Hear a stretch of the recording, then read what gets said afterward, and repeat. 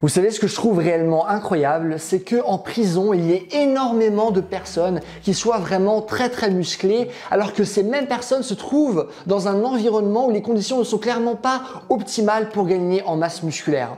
Et ce qui est aussi ironique, c'est que parallèlement à ça, en dehors de la prison, énormément de personnes ont du mal à gagner en masse musculaire, alors qu'a priori, elles ont toutes les ressources, informations qu'elles auraient besoin pour vraiment devenir très musclées. Et pourtant non, beaucoup de personnes ont du mal. Il y a toute une industrie là-dessus, comment devenir vraiment très musclé et ce très rapidement. Raison pour laquelle dans cette vidéo, je vais vous expliquer les 4 raisons principales pour lesquelles finalement les prisonniers arrivent à être si musclés. Et pour chaque raison que je vais aborder, j'ai à chaque fois 2 ou 3 sous-points que je souhaite aborder également pour vraiment bien illustrer mes propos. Comme ça, vous saurez pourquoi les prisonniers sont musclés et comment vous allez pouvoir utiliser finalement ces astuces pour vous-même devenir musclé. Ok?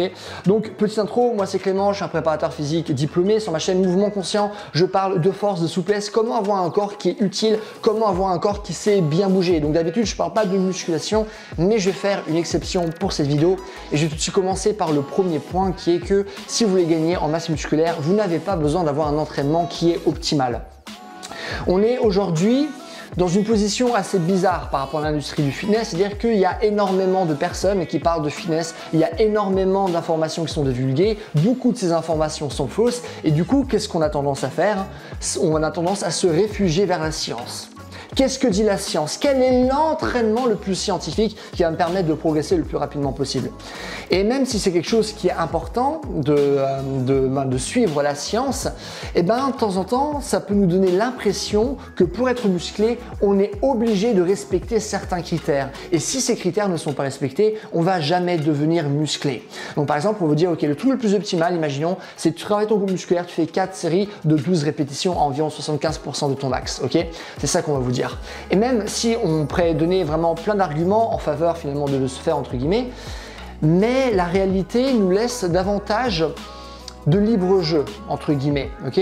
C'est-à-dire que certes, faire 4 séries de 12 répétitions c'est très bien, mais à vrai dire on préfère aussi beaucoup plus de répétitions et aussi gagner en masse musculaire. Est-ce que ce serait la meilleure chose à faire? On peut en discuter, mais c'est possible, ok? On peut vraiment gagner en masse musculaire en faisant beaucoup plus que 12 répétitions, par exemple avec une intensité qui est très forte, pour avoir une intensité qui est beaucoup moins forte, mais pour ça faire beaucoup plus de répétitions. Finalement, on peut faire énormément de choses pour gagner en masse musculaire. Il suffit par exemple de voir Freeletics. Dans le temps, je ne sais pas si vous connaissez, je ne sais pas si ça se fait encore, mais il y avait toutes ces transformations de personnes qui faisaient Freeletics, qui arrivaient à devenir très musclés. Et en fait, Freeletics, c'est quoi? C'est énormément de volume, c'est énormément de répétitions, ok? Et du coup, finalement, on n'est pas dans le dans le prisme optimal de la masse musculaire. Pourtant, ces personnes arrivent à devenir musclées. Peut-être que vous avez déjà entendu parler du livre de Paul Wade, entraînement nu, il me semble qu'il s'appelle comme ça. Et là aussi, il y a énormément de volume, ok? Pourtant, beaucoup de personnes ont suivi cette méthode, ont réussi à être musclés, ok? Ce qui prouve bien qu'on n'a pas besoin d'être pile dans ce prisme-là, ok? Du 4 x 12 répétitions. Autre exemple, regardez à l'armée. Qu'est-ce qu'ils font à l'armée? Ils font beaucoup de traction, beaucoup de pompes, beaucoup de volume. On n'est clairement pas sur du 4 x 12 répétitions. Et pourtant, les soldats, ils arrivent quand même à gagner en masse musculaire, ok? Donc ça, c'est le premier point que je souhaite aborder, c'est que on n'a pas besoin d'avoir un entraînement qui est optimal pour gagner en masse musculaire. Le deuxième point que je vais aborder, il est aussi très important, c'est que lorsque vous êtes en prison, vous avez quand même pas mal de temps libre. Et ce temps libre peut être utilisé pour vous entraîner, et ce, beaucoup. Ce que vous devez comprendre, c'est que peu importe l'entraînement que vous allez créer, il n'y a que 3 choses qui sont importantes. L'intensité, qui est déterminée par rapport au pourcentage de la charge. Donc imaginons si mon max est soulevé 100 kg sur une répétition et que je travaille avec 90 kg, à ce moment-là, je travaille avec une intensité de 90% de 9 sur 10. Donc c'est vraiment quelque chose qui est intense. Sauf que si maintenant je travaille avec 50 kg, du coup là je travaille avec 50% de mon max et donc c'est pas un poids qui est intense. Ok? Donc premièrement, on a l'intensité qui est définie par rapport à votre max. Ensuite, on a le volume, ok? Le volume qui est déterminé par le nombre de fois où on va répéter une certaine intensité. Ok? Donc imaginons si je travaille avec 90 kg, vu que l'intensité est très forte, je ne vais pas faire beaucoup de répétitions. Du coup, le volume sera faible. Par contre, si je prends 50 kg, le poids n'est pas intense, mais je vais pouvoir faire beaucoup plus de répétitions et du coup, le volume sera plus grand. Et dernièrement, on a la fréquence, c'est le nombre de fois où j'ai répété cette intensité et ce volume dans la semaine. Ça va être le nombre de séances que vous allez faire. Ok? Il n'y a que 3 choses. Ok? L'intensité, le volume, la fréquence. Et à chaque fois, en fonction de vos objectifs, objectifs, que ce soit la force, la masse musculaire, la souplesse, etc. On va simplement manipuler ces variables pour justement avoir les résultats qu'on souhaite avoir.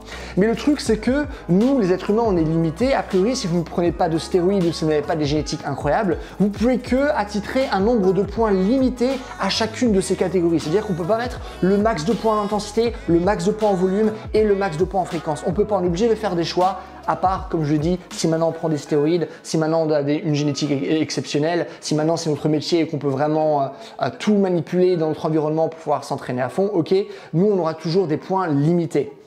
Ça veut dire quoi? Si je peux pas mettre beaucoup de points en intensité, eh ben, qu'est-ce que ça veut dire? Il me reste encore le volume et la fréquence. Et du coup, je pourrais compenser mon manque d'intensité avec du volume et de la fréquence, jusqu'à une certaine limite. Vous n'allez pas devenir un bodybuilder professionnel en prison si vous n'avez pas accès, imaginons, à des poids, si vous n'avez pas accès à la nutrition adéquate, etc. ou à des stéroïdes, ce genre de choses. Mais donc voilà, du coup, si je peux pas avoir l'intensité en prison, si je peux pas faire mon 4x12, eh ben, je vais simplement compenser l'intensité avec davantage de volume et de fréquence. Si je peux pas avoir beaucoup de fréquence, je vais compenser avec davantage d'intensité ou de volume. Si je peux pas avoir beaucoup de volume, je vais compenser avec l'intensité ou de la fréquence, ok? À chaque fois, s'il me manque quelque chose, je peux compenser avec l'autre. Et c'est justement ce que font les prisonniers. Ils ont beaucoup de temps libre, ils peuvent s'entraîner davantage et c'est ce qui les fait gagner en masse musculaire. Donc ça, c'est le deuxième point. Troisième point, très important, c'est la nutrition, ok? Vous savez que si vous voulez gagner en masse musculaire, c'est important de manger suffisamment. C'est important d'avoir suffisamment de protéines. Néanmoins, en prison, comment font-ils? Vous avez déjà vu les cantines de prison, je sais pas, dans des reportages. Surtout, en fait, lorsqu'on imagine des personnes très musclées, on imagine vraiment les États-Unis. Vous regardez les cantines aux États-Unis dans les reportages, c'est horrible. Leur nutrition est excessivement mauvaise. C'est pas comme s'ils avaient beaucoup à manger non plus. Comment font-ils pour gagner autant en masse musculaire?